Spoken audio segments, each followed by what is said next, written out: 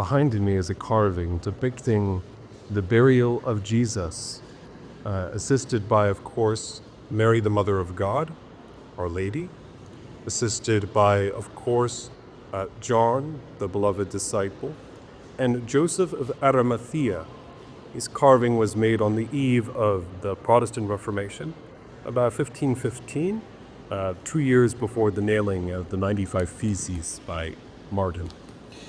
And yet what is unique about this icon in my mind is the recollection that Joseph of Arimathea was there.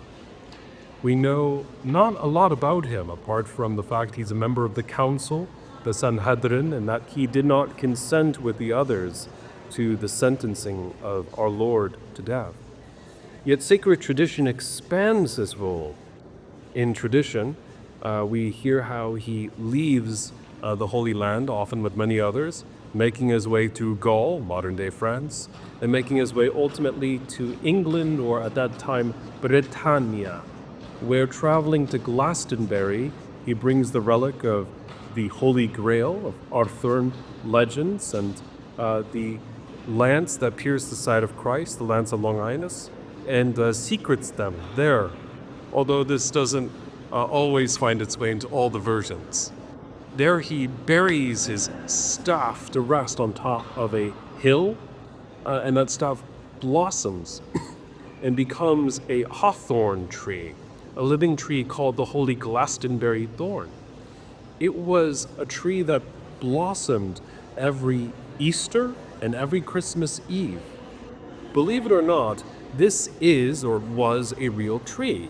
It existed for many years in the Middle Ages when its flowers were brought to monarchs to commemorate the Eastertide and to commemorate Advent Christmas Eve, until the time when ultimately the Puritans ended up hacking down the tree, regrettably.